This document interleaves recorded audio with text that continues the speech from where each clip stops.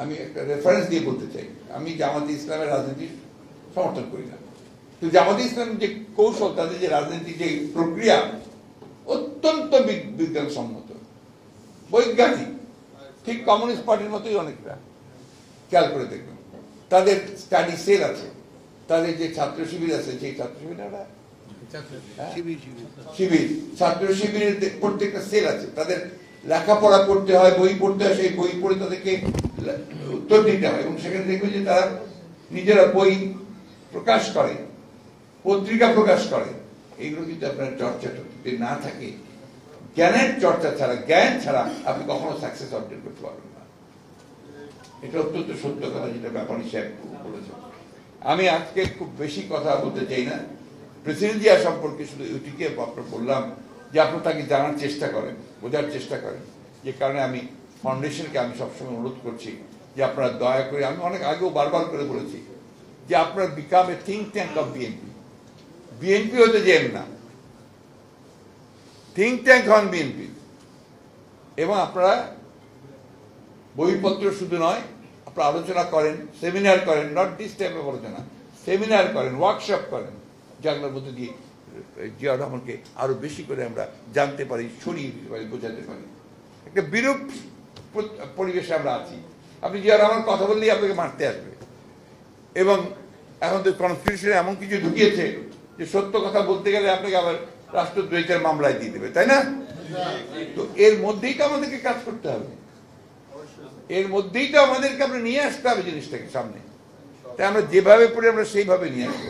ইনশাল্লাহ ইনশাল্লাহ বলেন, কিন্তু কাজ করেন না, কিছু মনে করেন না।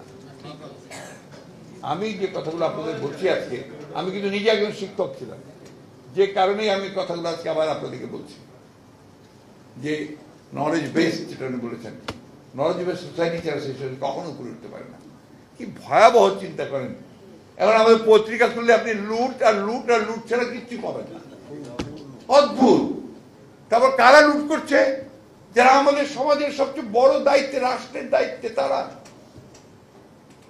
ইমাজিন, আর্মির সেনাবাহিনীর প্রধান না সাবেক, ইমাজিন যারা আমাদের রক্ষা করবে, আইন শৃঙ্খলা রক্ষা বাহিনীর প্রধান, আইজি, তাদেরটা বেরিয়ে আসছে। সংসদ সদস্য চোরাচালানির সঙ্গে জড়িত, টুকরা টুকরা হয়ে যায়।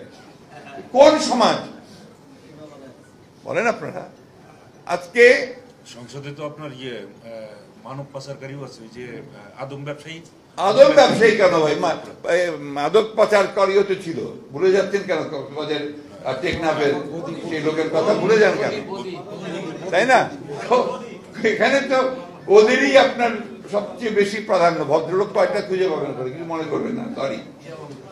এখানে আপনার যেটা সবচেয়ে বড় প্রবলেম হচ্ছে, দেখেন প্রতিদিন দেখেন বাংলাদেশ ব্যাংক লুট হয়ে যায়, বাংলাদেশের সোনা লুট, কি হারায় গেছে, হ্যাঁ হাইজেক হয়ে গেছে।